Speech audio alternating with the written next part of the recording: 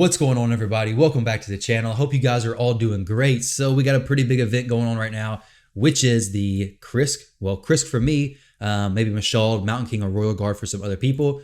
Training event going on. Let me know how your bracket's going. My bracket, I got quite a bit of points. Now, I woke up this morning. As soon as the event started, I was ready. I had it planned. You guys know I've been planning for this for a long time, and I was ready to go because I know if I was to have slept in and woke up to see somebody with this many points in my bracket, I'm going to talk about kind of the strategy behind all this stuff. And to be honest, this doesn't make a whole lot of sense, okay? I'm doing the video. I'm not changing my name. I don't care. I want to be transparent with what's going on.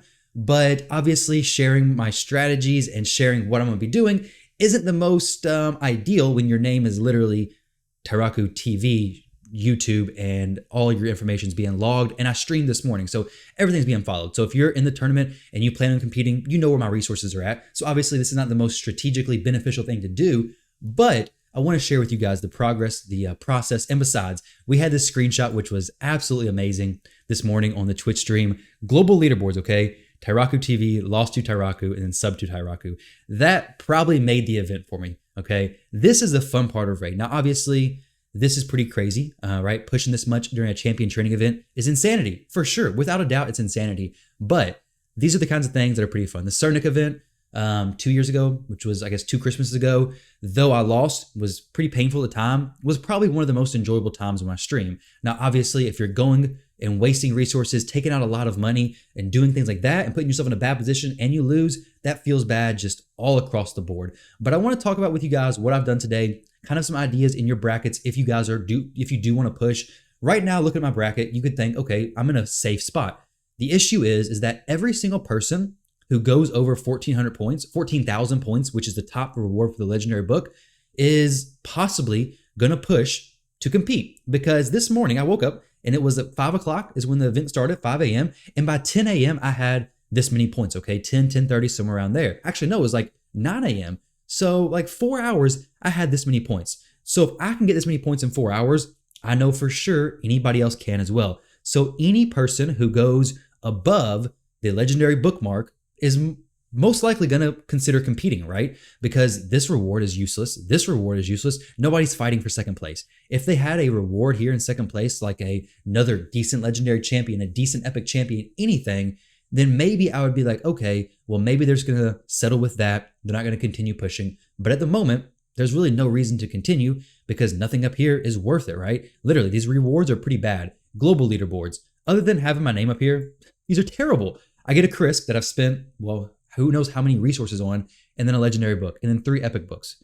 I would rather have the Void Shard for sure, but I don't know. Plarium's global rewards have never been that great, but I want to show you guys what I've been doing today, what I've worked on, kind of like the resources I've used, and maybe help you out in some way if you guys are wondering how you can get the most points. First off, the raid card. Get it from mobile, get it from Bluestacks, emulator, whatever it may be. It's definitely worth it. You're going to be running a lot of campaign if you plan on doing this event. This event's going to get crazy.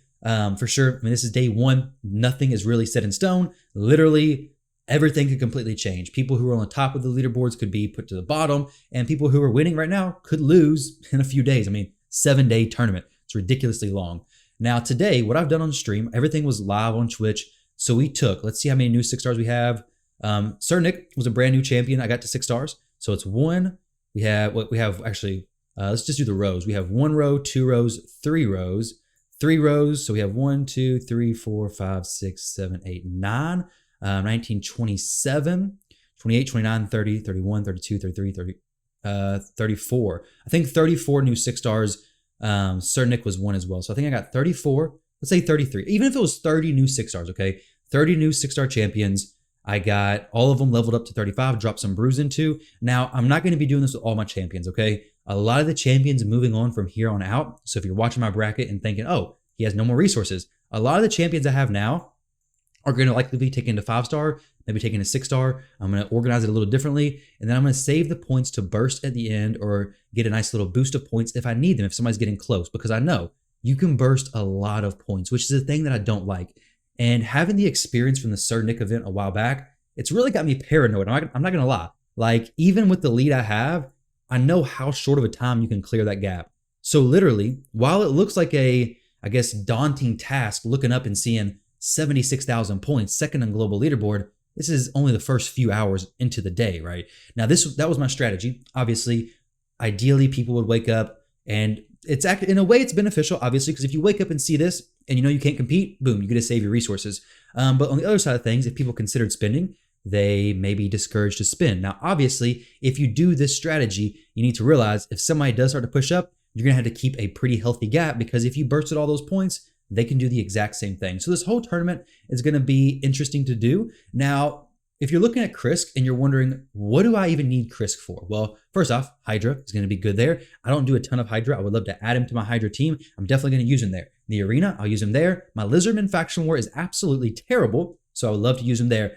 But to be 100% honest, more than anything at all, it's redemption from the Sir Nick champion training event 2 Christmases ago, because that was brutal. I lost by 10,000 points, and since then, I've been saving 5-star champions, okay? I'd seen some stuff posted. I think somebody misunderstood what I said. They thought I said I had 150 5-star chickens. I did not have 150 5-star chickens. I didn't have that many 5-star chickens. I did a video a few days ago with how many chickens I had. I think I had like 50 going into this event, but I had 162 5-star champions, which this is where you get the points. So if you're looking about how to actually prep for future events, so say you're gonna skip this current one, you wanna prepare for the next one. Start getting your champions, okay? Obviously, you need to get new 6-star champions. This is not the most, I guess, efficient strategy if you're a early game, mid game player, but there comes a time in your account where you have enough 6-star champions, enough champions who are already max level that you can get by with the content. You don't really need a new 6-star champion. So every time I was in a spot where I didn't really need anything new, what I would do is I would get a champion, take them to 5-star, leave them at level 1, I would throw them in the vault. My goal is every champion I got to 5-star, throw them in the vault until I had 100. I didn't know how long it was going to take. My goal was, whenever the next champion training event came around, to have at least 100 5-star champions. And then obviously, course of time, spending money, the content creator perks, and different avenues, I've gotten enough 5-star champions where I had like 160. So I went well above the 100 mark, plus opening plenty of shards. I had a lot of 4-star champions as well. But the main thing is, if you're going to prep for an event like this, it's not so much something you can do in like, oh, I'm going to wake up today, let's go ahead and get the most points possible, okay? The only tips I can really say for you to get the most points possible is to make sure any champion you feed, any champion before you feed them to rank somebody up. So like if I'm going to rank up a 4-star champion right now, before I do that, I need to make sure every single champion going into that 4-star champion, so going into Lightsworn, a 5-star champion, I need to make sure they're all at least leveled up some. Now, I'm using RSL Helper, which if you're not, obviously you're at a disadvantage, but if you're using RSL Helper, you can literally click the multi-max level XP, go in here to set food, and you can set the foods to use level limit, which is the efficient number of runs to get an efficient breakdown of points and levels. And this is what I do. I just level a bunch of different champions like that. I make sure every single person either has the efficient levels from the campaign or they are given some brews before putting them to another champion. That is going to give you a big portion of extra points. Look at these brews. Somebody mentioned this on the stream. I think it was a very good point. Look at brews less like experience, but more like points for tournaments, okay? You don't really need to use brews throughout the week. Maybe for next champion tournament, plan to save 1,500 of each brew. Plan to save 1,000 of each brew. Don't spend any of your brews until you get to that point. That's going to set you up amazingly. Now, I know a lot of people have 3,000 plus brews, but even as a low spend player or even free to play, you can get a pretty big stockpile of brews and just save them for a champion training event. Having the 5-star champions, having plenty of brews will put you in a spot where you can burst out a lot of points. I had got all these points, and you can watch it on the stream. I have the VOD, though it's probably muted. I could post the replay or some of it sped up. I don't know if that's interesting or not. I don't think it is. This dude's starting to push, so I'm gonna have to watch him. But 76,000, I had gotten like 60,000 at least without spending a single energy. And I still have brews left. I still have champions to get from points there. But I want to kind of back off, start farming in the campaign a little bit, spending my energy. I do have some energy in my inbox. I'm not going to click it just because I don't want to completely show everything I have. But I have not bought all the packs.